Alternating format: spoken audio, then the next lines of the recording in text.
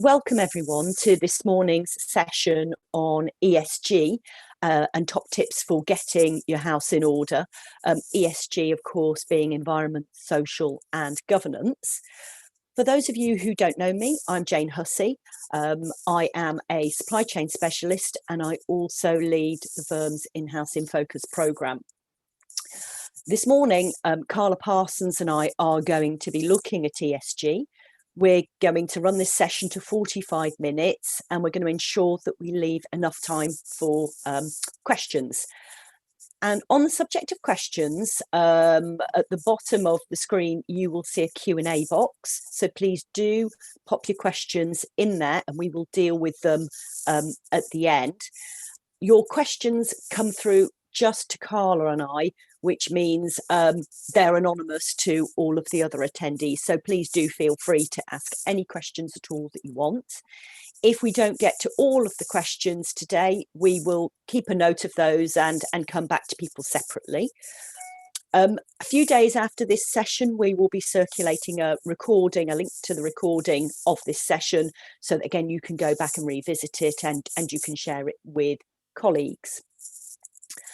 A final point to note is at the end of the session, a feedback screen is going to pop up. And as I always say, we are really, really grateful for all feedback that you give us, in particular topics that you would like to hear about for forthcoming sessions. We've recently been through the feedback for the last 6 months and have started to frame our programme exactly to pick up some of the requested topics for the future. So now I'd like to hand over to Carla to kick off the session. Thank you, Jane. So I'm Carla, as Jane said, and I'm an associate in our projects and construction team here at Mills Reeve, but I also have a particular interest in ESG. ESG is a really hot topic right now. It is something that more and more businesses are having to get to grips with and understand. And last year, which was the year of the pandemic, we might have thought that ESG would go off the radar because we had so many other considerations. But in fact, it only became a more prominent and important issue, especially with things like all the employee issues and the governance issues that came to light during the pandemic. And as we move into 2021, we've got Joe Biden in the White House. We've got the government and Rishi Sunak increasingly focusing on climate change, sustainability, their own green agenda. And we've got COP26 coming up in November, which is the UN's climate change summit. And it's held in Glasgow this year. So the UK government has a really important role to play. So it's likely that we're only going to see ESG getting more and more important over this year. So I'm really delighted that you're able to join us today because this is such a critical issue for businesses at the moment. And as you've come to spend some of your time with us, it's clearly an important issue for you and your business. So I'm going to give you a couple of thoughts, my 10 top tips to think about in relation to ESG to help you, whatever point you are on that ESG journey, whether your business is just starting to think about it now, or whether you're in a much more mature place with your ESG journey. So I'm going to look at the following 10 topics. First, what is ESG? Second, how ESG is in the DNA of a business. 3, some thoughts on greenwashing. 4, reporting. 5, know your supply chain. And we've got Jane here, who is a supply chain expert. So I'm really delighted that I'll be able to grill her for a few thoughts on this. And then looking at ESG as a risk management tool and also an opportunity. So if I start with what is ESG? Now, some of you may be thinking, well, that's really obvious, environment, social governance. But I do think it's worth keeping in mind what ESG is, why it's so important to us. So ESG describes a set of environmental, social and governance factors used to measure sustainability and long-term value beyond traditional financial measures. ESG topics are increasingly the focus of asset managers, asset owners, such as pension funds and insurance companies and other investors, as well as proxy advisory firms, index providers, regulators and rating agencies. ESG themes now routinely figure on agendas of corporate boards of directors and corporate management teams. There is no single definition of ESG, and there is no single set of ESG standards or metrics. And this is a quote from an American law firm, Paul, Weiss, Rifkin, Wharton and Garrison. And the reason I've chosen this and the reason I like this is because I think it sets out 3 really key pointers to think about in terms of ESG. So first, sustainability and long-term value beyond traditional financial measures. So ESG is a move away from that very exclusive shareholder consideration when we think about the business of business as business, so your short-term profits, and moving to a much longer-term stakeholder model where we're being much more inclusive and looking at our impacts across a much broader set of metrics. The second bit is ESG now routinely figures on agendas of corporate boards of directors and corporate management teams. The fact that you as in-house counsels and GCs are here today shows that this is really key for your businesses. And the third point, there is no single definition of ESG and no single set of ESG standards or metrics. The ESG is not something that is simple to understand. It's moving all the time. It's very amorphous, and it's often being called an alphabet soup. So there is definitely a piece around education and understanding, and there are a lot of statistics which tell us that many boards and company directors say they do not really understand what ESG is. I think the figure is around 80% right now. So they know they have to do it. It's on their agenda. They know it's important, but there's a lot of confusion and a bit of fog.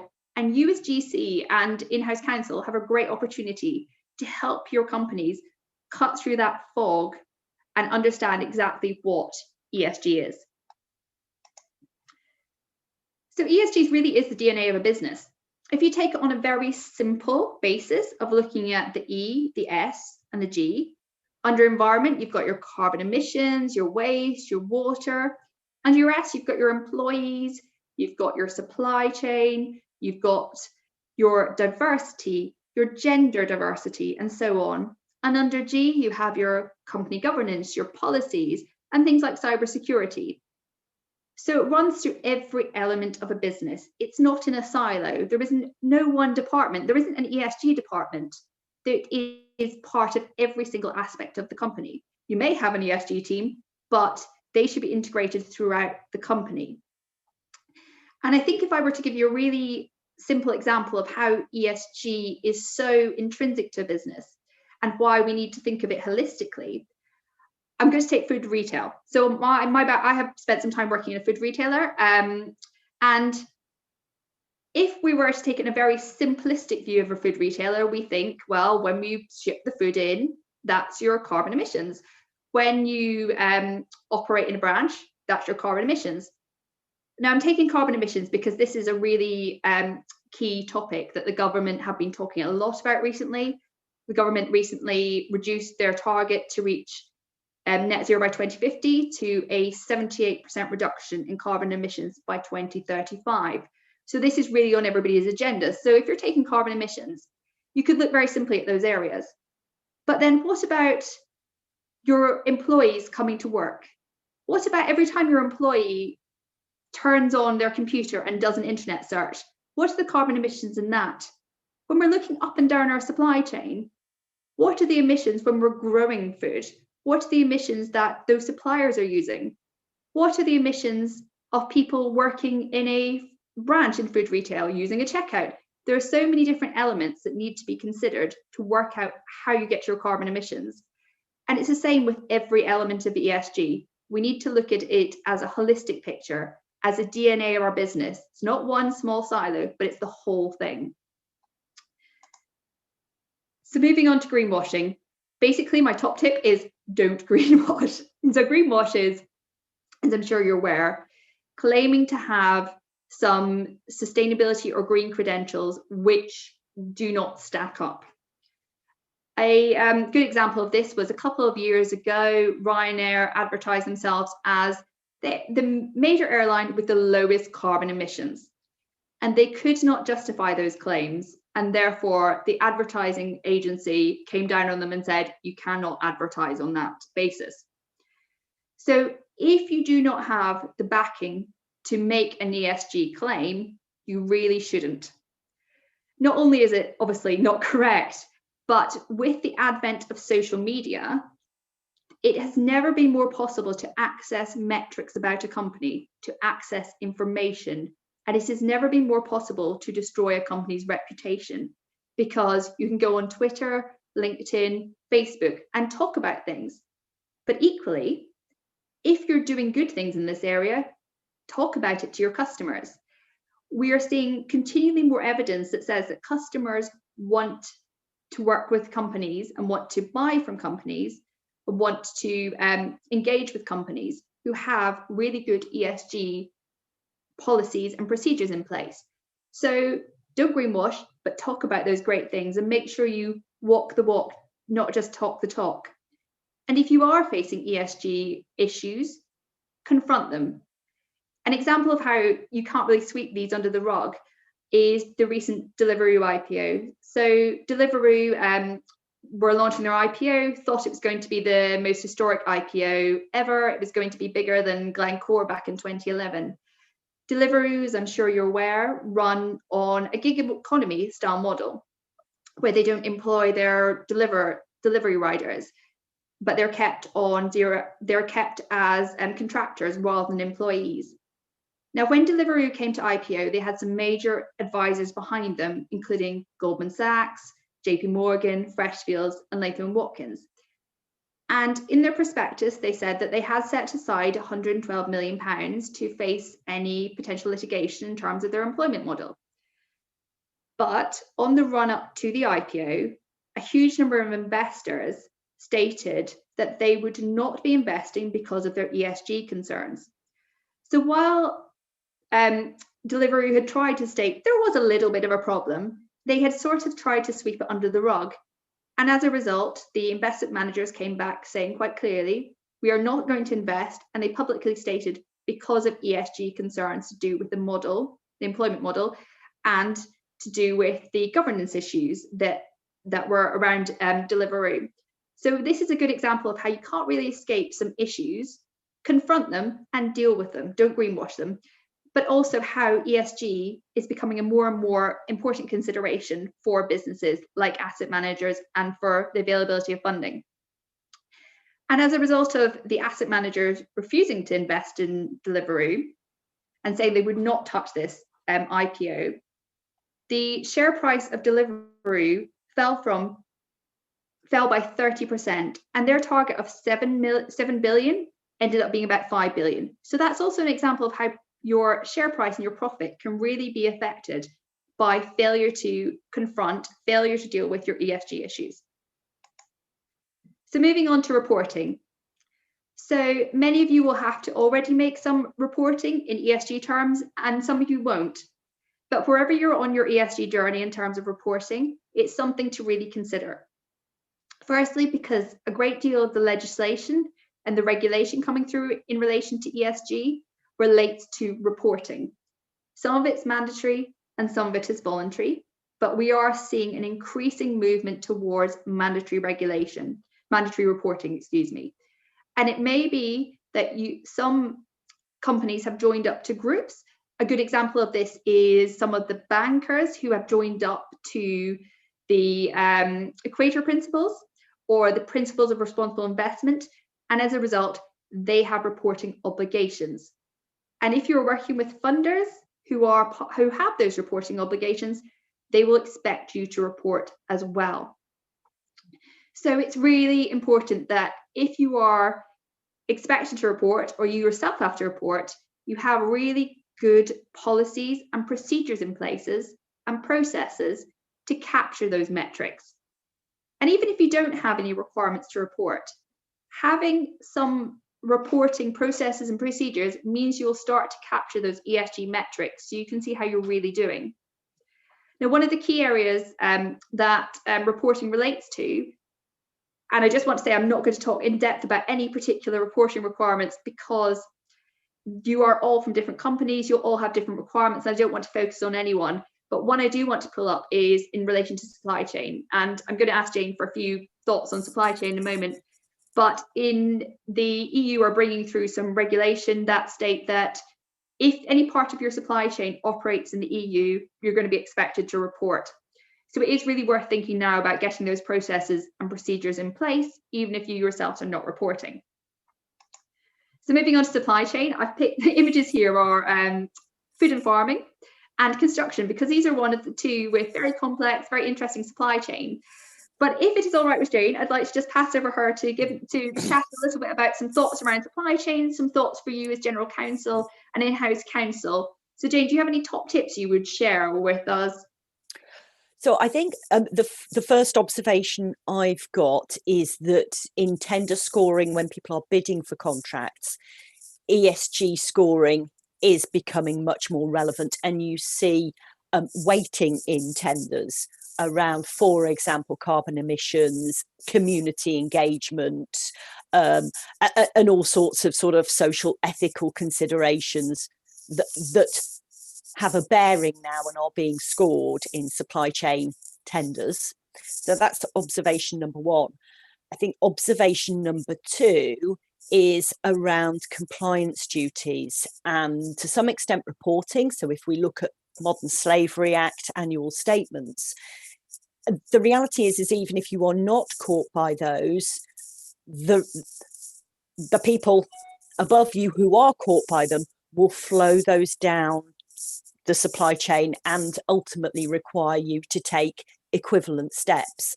So modern slavery, what we are seeing is lots more requirements on due diligence in the context of labour recruitment, labour relations, and the way labour is treated. So not necessarily just strictly modern slavery, but it goes much wider than that. And interestingly, the government is planning to enhance or make the requirements of the Modern Slavery Act more rigorous. So that's a change to the Modern Slavery Act coming down the track. The other thing we are seeing is conflict minerals, again, depending on which supply chain you are dealing with and the component elements in your supply chain and the component elements in your part. There are conflict mineral obligations that are flowing through into the supply chain. Another point that I thought would be relevant for everybody to be aware of is that the government has just closed a consultation on supply chain deforestation risks, with the intention that there will be obligations on businesses to carry out proper due diligence to identify if certain commodities in their supply chain present a deforestation risk. And there are 7 commodities, but they include paper, pulp, beef, leather, palm oil. So that's something coming down the track. So the reality is that the obligations that are going to flow down the supply chain relating to ESG requirements are just going to stack up further, Carla. And so my top tip is actually for the legal teams to be liaising with their purchasing teams and making sure that the purchasing teams have ESG on their agenda and are keeping on top of the changing environment, the increased level of regulation, and not asking the right questions. And of course, that also then flows into reporting, because you can only report what you're actually doing. So those are my observations, Carla. Thank you so much, Jane. And I think that feeds perfectly back into the greenwashing point. You've got to report on what you know. You have to have those procedures in place, so you're not suddenly hit by an email going, we need to get your statistics on X, Y, and Z, and nobody's been capturing those metrics. So I think Jane's made some excellent points there. So thank you very much, Jane. I thought it'd be absolute madness for me to talk to you about supply chain when I have a real expert here to talk about it. So thank you. So we've, as Jane's noted, there is a lot you can do in terms of managing your risk with ESG. And I just wanted to mention another couple of tools in the way that you can manage your risk for your company. As lawyers, that's one of our jobs. We manage risks and we help our companies to use to make the best use of the tools we've got in place. So in terms of legal, ESG regulation has seen an absolute explosion since 2015. Why 2015? So 2015 is when we had COP21 in Paris, and the Paris Agreement. So a climate change agreement isn't anything new, but since COP21, we've seen a huge movement forward in order to fulfill our requirements in climate change, but also a huge other number of regulations and legislation has come flowing through on the back of that. Many of them, as I said, relate to reporting, but many others are optional. But we will see a movement towards things becoming more mandatory, and especially as we move closer to 2035 and 2050, we're only going to see an increase in these things. So it's worth getting to grips now with what the legislative requirements are. Again, I don't want to mention anything in depth because you have your own industries, you will know what you're supposed to be working towards. But I think one thing that's also worth noting in terms of legal risk is that since 2015, we've seen a huge increase in litigation, class actions, and shareholder action in the ESG space. So a good recent example is the Niger Delta farmers versus Shell case that was in the Supreme Court. This was a case brought by the Niger Delta farmers against Shell for polluting the Niger Delta, obviously, and the Niger Delta farmers were successful. So that's a huge movement forward, and that was a class action. So it's very likely we will see an increase in those. There are a number of increasing shareholder actions holding companies to account for diversity, for climate change. So you need to be mindful that actually shareholders will start to be more active. And there are groups like Share Action, which have shares in companies, and they will take action against companies they feel are not fulfilling their shareholder requirements. So it's really worth thinking, actually, again, we don't want to greenwash. We want to fulfill what our shareholders think we should be doing. And in litigation, companies like ExxonMobil have been taken to court for their for climate change, and the French state were recently held accountable for climate change. And a lot of this is climate change related, but it's very likely we'll see movement in other areas, ESG areas as well. So another risk management tool is in finance. So I put a quote here from the Cass School's Centre for Banking Research Conduct project. And it says that between them, the 20 banks, which were looked at during this conduct cost project, have paid costs in excess of 377 billion during the data collection period. This includes everything from judgments and settlements against the bank, disgorgement of profits, cost of repurchasing securities at par, and private actions that relate to misconduct. Now, you've probably noticed I've just put data collection period on this slide, and you think 377 billion, that's a huge amount of money. So what period is that data collection over? 20 years, 10 years, 30 years? Well, it might surprise you to find that project ran from 2010 to 2018. So that's over a period of 8 years that these banks have had to pay out roughly 50 billion per year.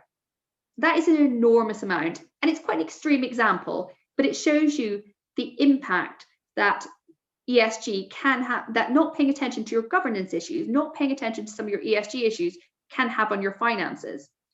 And also when you're thinking about finance in terms of funding, if you work with funders will have their own requirements in relation to ESG, and they will expect you to fulfill them, or they will not be interested in funding you. Also, as I stated with previously with as I stated earlier with Deliveroo, failure to take ESG into consideration can have an impact on your share value. So these are all things worth taking into consideration when you're talking to your business about ESG and why it's so important. And of course, we've moved away from the business of business as business, and profit is the main key driver. But it's still really important. So worth thinking about how ESG can impact your bottom line. And finally, in terms of risk management, reputation. And this personally, I think, is one of the really most critical things about ESG, how failure to take ESG into account can affect your reputation. My parents always talk about how no one from their generation will bank with Barclays because of their involvement with the South African government during apartheid. And that's hit Barclays for a very long period. That's a whole generation of customers lost for failure to take into account ESG. But there are many other recent examples. If you think about Volkswagen, do you now think about reliable cars? Or do you think about emission scandals? When you think about BP, do you think about one of the world's biggest fossil fuel companies? Or do you think about Deepwater Horizon and the fact that companies are divesting from fossil fuels now? Good examples recently were Rio Tinto, who destroyed Aboriginal sites in Australia, and the CEO had to resign as a result, and Boohoo. Boohoo were implicated in allegations of modern slavery for the practices in the factories in Leicester who produced their clothes. And I think that had a really strong impact on them in terms of profit, in terms of reputation. They potentially won't be able to trade in America because of these allegations. And again, it's going back to that point about reputation. It's never been easier to destroy a company's reputation than it is now. But equally, it's never easier to talk about the great things you've done in ESG. So it works two ways. Reputation, you can manage your reputation by ensuring you don't have these ESG problems, but you can also create a great reputation for yourself as a company that cares about ESG. So we talked about some of the negatives, but I'd also like to talk a little bit about some of the positives so that you know that ESG is not something that's just a risk management tool, but it's something that presents opportunities for companies as well. So as I've said, ESG can have negative impacts on a company's finance, but it can also have some really strong and positive impacts on your finances. So we're seeing increasing evidence that ESG funds are outperforming the market. We're seeing increasing evidence that there are a huge number of ESG funds, sustainably linked bonds, access to ESG finance coming through. So if you're fulfilling funders' ESG requirements, you're going to open yourself to more opportunities to access finance, which is not just the traditional finance, but things like blue bonds, sustainably linked bonds, and social bonds. And many funders have publicly stated that they're going to be working in areas like social housing as well. So there are more opportunities to be involved with funders if you are an ESG friendly company.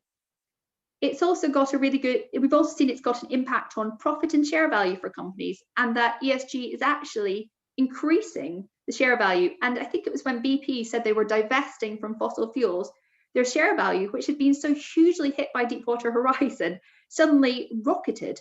So there is tangible evidence that ESG is not only something which is the right thing to do in respect of your stakeholders, but it has those positive benefits. So again, I said the business of business shouldn't just be business, but profit's still really important to us. So there are some real key benefits that your company can derive from being an ESG friendly company. And lastly, it's about the people. So I've talked already about how ESG can enhance your reputation. Well, there's a real customer demand for companies that align with ESG values. And whether it's a customer that you're selling to as a business, or whether it's a customer that you work with in your supply chain, whatever it is, more and more people, individuals and companies have their own ESG agendas. And there's evidence that they want to work with companies who align with those values. A good example is what happened as a result of things like Blue Planet. We saw that the use of paper cups and the use of plastic bags has hugely decreased, and there's a real appetite amongst people to improve their own ESG footprint. And more companies are taking this on board. We've also seen a huge amount of action with people like Greta Thunberg with the Black Lives Matter protests. People really feel ESG is important, are getting behind it. And if you're a company that aligns with those values, you're more likely to be able to work with those people. And another point I think is worth making with people, because ESG isn't just external, it's internal as well. People want to work with companies that align with their values. We always see studies saying that millennials want to work with companies that align with values, but I think it runs through the whole of society. So having some great ESG values and policies in place will not only help you attract people, but it will help you retain them. And the CEO of Unilever a couple of months ago stated that he saw ESG as being a real talent magnet. And that goes both ways, whether you're recruiting or whether you're retaining. So that for me is one of the key things. You're going to have a great company of people to work with and a great foundation to build on and carry on your ESG journey, but also be able to access those customers and those clients who really want to work with you. So that's my presentation over. Thank you very much for listening, and thank you, Jane, for your contributions. But we'd quite like to open up the floor for questions now, if there are any. Jane, are you okay to access the chat function, see if we have any questions come through? We do. We've got some good questions, and I suspect ones with not necessarily straightforward answers, Carla. The first one is a really good point around carbon offsetting and the fact that lots of businesses are participating in offsetting schemes whilst continuing polluting activities. And so the question is how is that type of activity, and I suppose contradiction in a way, perceived? So, you know, I suppose it comes down to greenwashing, doesn't it, really? And the points you were making there. So do you have thoughts on that, Carla? Yeah, absolutely. And you're absolutely right, Jane. It is greenwashing. If you are claiming to be a company that's doing good things in your carbon emissions, offsetting is not sufficient.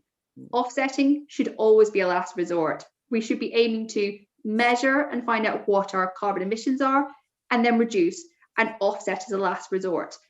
But it's not always possible right now. Sometimes it's just not possible for a company to do this. So offsetting becomes a way of trying to work forward to net zero and reducing carbon emissions. And that's great, but provided it is as a last resort. But those companies that are doing this, people are aware of it and they're being found out. And there is quite a lot of work at the moment on the greenwash in the fossil fuel industry. And more of them are stating they're divesting. But we need to see that action and we need to see that happening. And I think that in terms of perception, reputationally, people know what's going on. There's access to social media, so they won't be able to hide it, and they're going to have to do something about it, or they risk becoming a pariah. And a good example is AXA have recently stated they're no longer going to insure RWE, who are one of the biggest fossil fuel producers. So they're really going to feel it, not just reputationally, but in terms of what they have access to and insurance, funding, etc. Okay. I mean, I suppose there's an observation stroke question here, and it sticks with the fossil fuels point, Carla, and it's around climate protests in the city, and around institutions that are funding or ensuring climate damaging projects, so coal fossil fuels. And actually the hard reality that stopping a lot of those projects isn't realistic. So how can it be managed? And of course, the observation that does it potentially leave a gap for less ethical sources of financing to step in and fund those what might be perceived to be less ESG attractive projects? So have you got thoughts on that? I think it's a really interesting one, and I think it's something that a lot of companies are going to have to face up to. And the insurance industry has actually been doing a lot recently to say who they will and who they won't invest. And a lot of them have been putting their head up above the parapet and saying, we're not going to be investing in these companies anymore. And we have seen movements from fossil fuels companies stating they're going to divest. Equally, there's been a lot of movement with investors to divest from fossil fuels.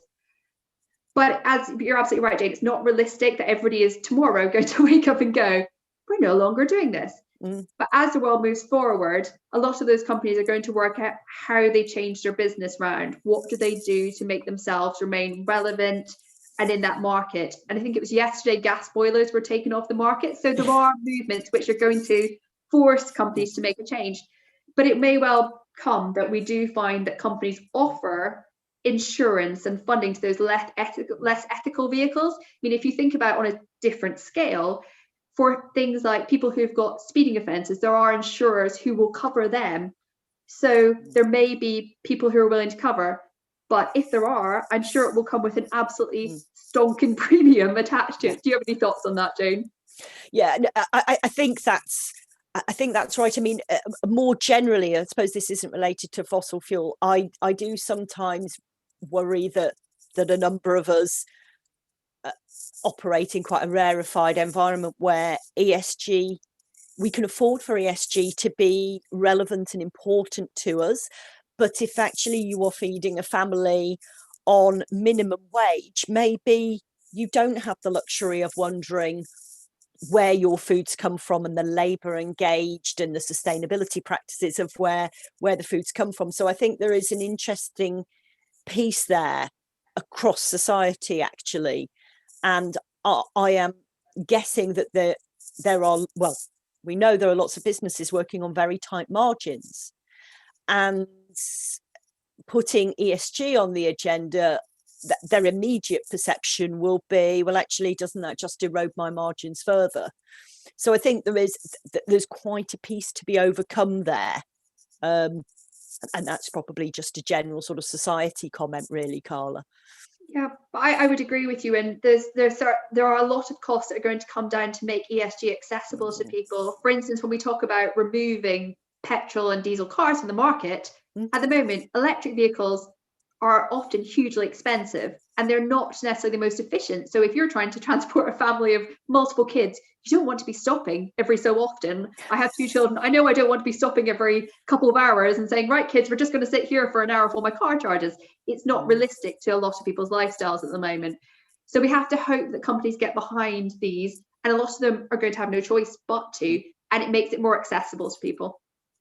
I mean, there has been plenty of studies, actually. I was reading one by the University of Oxford a few days ago that had looked at a range of businesses and identified that those that had adopted really robust sustainability practices, actually that resulted in operating efficiencies and then translated into financial returns. So it does go back to the point you were making earlier, Carla. Oh, absolutely. And we are seeing evidence that as companies take on these policies and procedures and get behind them, they are becoming more sustainable. They're finding there's more efficiencies, they're often more productive. It's just sometimes, I think, making that mental shift from what you've traditionally done and thinking, I'm very busy, everybody's busy, everybody works, like you said, to tight margins, but making that mental shift to going, okay, we put those procedures in place, we're a better business, we're more sustainable, we're actually making a better impact on everybody in all our stakeholders. But yeah, it's an absolute challenge, Jane. It's such an interesting conversation to have. And actually linked to that, questions just come in about the risks to companies who don't adopt ESG practices, and are they at a disadvantage compared to new challengers who have ESG at the heart of their operation? So I suppose, as you would call it, in the DNA. Yeah. Is ESG a version of, as this very good comments made, a version of Kodak where people who don't adopt ESG in the long term will pay the price and become less relevant? Yeah, and that's also a really good question. I mean, there's certain elements of ESG that are unavoidable, like net zero. Companies have to get on board with it. New challengers, I think it depends again on your market. So if you take again the food example, some people will always shop from certain brands because that's what they know, that's what they trust. It depends on what your economic availability is. So can you afford those brands? Can you afford those companies? But there are things like, for example, green cement. So if you're in the construction industry, green cement is a growing field and we need to reduce carbon emissions. So if you're a challenger coming through with a green cement product that's at a competitive price, you are really putting yourself at an advantage. So I think it really depends on your market. I think companies who have good sustainability policies will definitely do well and will have, in terms of reputationally, they're likely to stand themselves in a stronger position. But it's a really interesting place to be right now, where we've reached a tipping point. We know ESG has to be incorporated, but we've not yet seen who's going to be left behind and who's going to be moving forward with certain elements. We know fossil fuels are being phased out. So if you're still in that category, you are at risk from the new challengers of renewable energies. But for certain other categories, like food, it's really going to depend on what you offer, what your price is. And a final question, and somebody very rightly has brought us back to law and contracts, Carla. And this is a question as to, will we ever see standardised ESG obligations across commercial contracts? Now, my gut feeling is you may well start see that in certain categories of contracts, and I'm conscious that you're projects and construction lawyers, so you'll have a particular view. With my non-construction project hats on, so it's a more general supply chain, I would say we're a long way from that, and I would say that you've got so many different types of supply chain and so many different types of products that what you'll start seeing is themes. But I don't think I can't foresee in mainstream commercial contracting standardized ESG obligations. But I'm conscious you might have a particular perspective from your specialism, Carla.